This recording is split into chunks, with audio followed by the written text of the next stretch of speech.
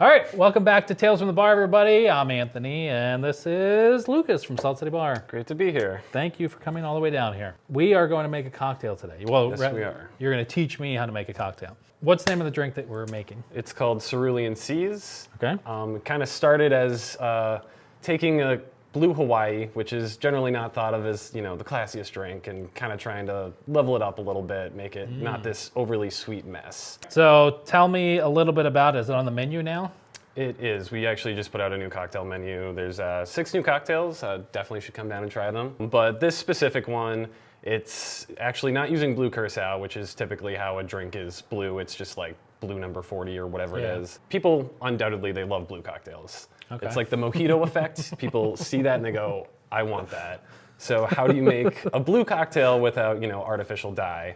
And then was just kind of thinking of like an ocean theme, and so I put blue spirulina into this rum. Okay. Which is one of like the only natural ways to make something blue. It's, I wouldn't call the cocktail healthy, but technically blue spirulina is a supplement that people use for something or other. I don't know. So it's a guilt-free cocktail. There you go. And then I also coconut fat wash the rum, because of Blue Hawaii, typically there's cream of coconut and it's frozen. Oh, yeah. So you're still getting that coconut flavor. And then there's acid-adjusted pineapple, which is essentially just taking citric acid and malic acid and bringing pineapple up to the same acidity as lime. There's some fresh squeezed lime juice, and then just a little simple syrup. And then it's topped with a coconut sea foam, which is basically coconut milk that you put in an Easy Whipper, one of those industrial whipped cream siphons. And the idea is that it's more of a tart drink as the cocktail base, but then the foam is sweet, so it kind of balances it out as you drink it. All right, well, what's my first step? So you're gonna do a 1/4 ounce of lime. 1/4 ounce of lime. Got it. Let me get my thing turned this way. Interesting jigger. It is. It's from Barfly Mixology Gear, the only company that sells great mixology gear. I just came up with that slogan, and I like it. It's got a little handle. Pretty nice. That's all. That's my big sales pitch for this jigger. It's got a handle. All right, 1/4 ounce of lime. I know it's a 1/4 ounce because it goes to the first line inside. Okay. Easy enough. Into the small glass is what Keenan just told me. That is correct. Never knew that. Okay. Would never contradict his wisdom. Now you're gonna do 3/4 of the acid-adjusted pineapple and give that a good shake. There we go. Good. 3/4 of an ounce. It's in between a 1/2 ounce and 1 ounce, if anybody at home is wondering. Okay, there we go. And then we're gonna do 3/4 of the simple syrup. Okay. Again, between the 1/2 ounce and the 1 ounce, if anybody at home is wondering. And there we go. And then 1.5 ounces of the blue spirulina coconut fat wash rum, which is a mouthful. Okay, 1.5 ounces. And there we go. Then we're gonna fill it up with ice. Okay. Does it matter if it's solid or crushed? Yeah, whatever you're feeling. Okay. All right, a lot of ice or?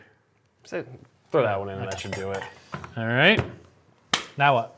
Shake it? Gonna shake it. All right, I'm gonna do what Keenan taught me. Ready? Stand back, this is Here we exciting. go. Okay, here we go. Do that. Do that. Do that, right? Isn't that what he said? Okay, here we go. So far, so good. And he said, face the camera. This is my least favorite part of every cocktail video. That's it. The most important part is that if you're at the bar, you got to make eye contact, pick a customer, and just stare at them. Yeah. That's how you give them that good customer experience. You know? They're gonna have a story when they leave. Make that really intense face. Is that good? Yep. Now you're gonna crack it. Okay. All right. And now you're gonna double strain it into the coupe. Okay. Coupe. Double strainer.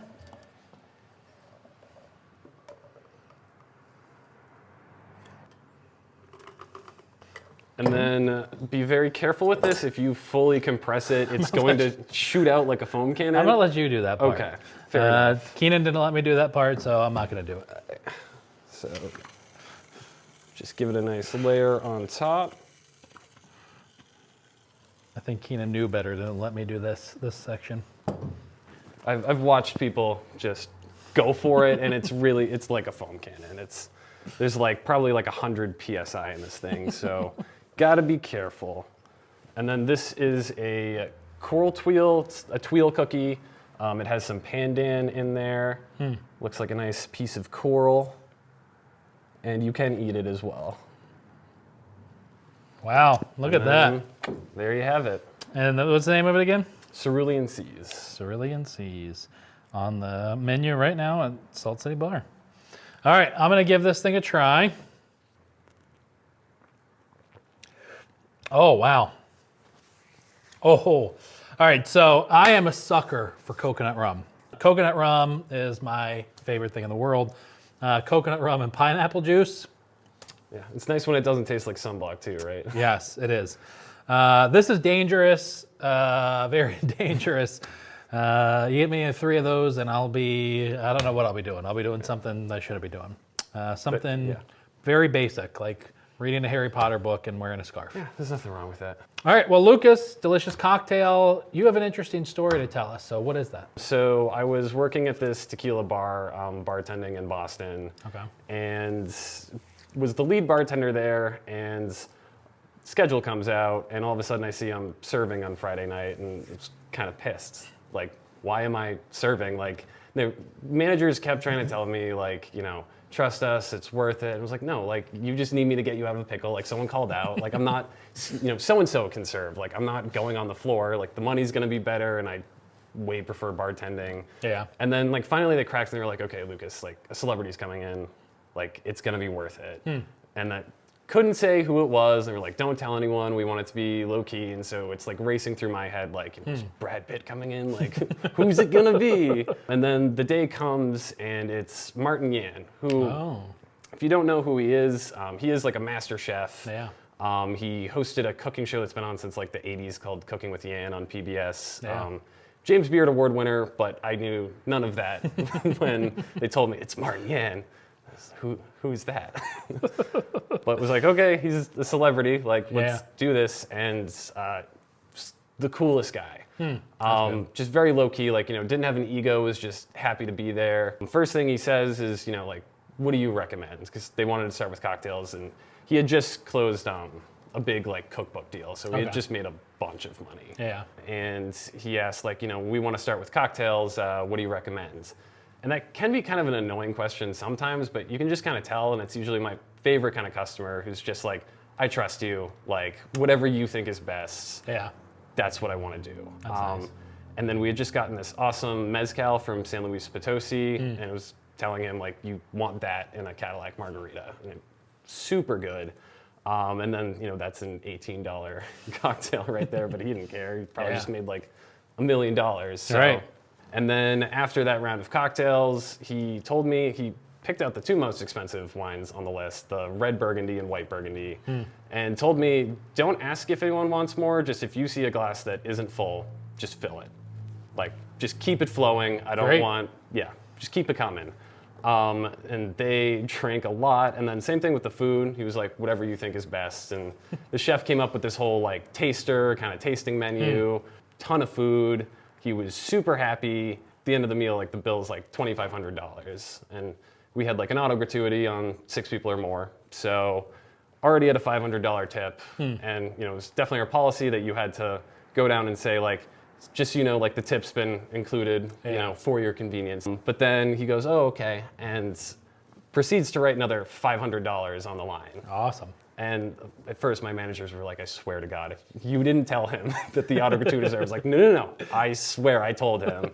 And he was just super happy, so he tipped me an extra $500. Oh, wow. And was just like staring at the receipt. Like, one of the other servers came up to me and was like, you okay? Like, what's up? It's like, I just made $1,000. That's amazing. Yeah. I once got tipped $3 off of a cocktail at the bar, and I was pretty excited. So $1,000, wow. Yeah, you just got to keep chasing that high. Yeah. Soon you'll get a $5 tip. Yeah. Yeah. Well, Lucas, thank you so much for coming down. Appreciate it. And everybody who's watching, go down to the Salt City Bar, located inside the Salt City Market, and order one of their new drinks. New menu just launched, 6 new cocktails. Yep. It's kind of an anti-winter cocktail menu because, you know, Syracuse, it's a little dreary sometimes, you know, gonna transport you to a beach in Hawaii or something like that. There we go. I can just see myself right now on the beach, reading Nicholas Sparks' book and enjoying this cocktail. So It's the dream, right? yeah, that's the dream. Yeah. All right, thank you. Yeah, thanks for having me.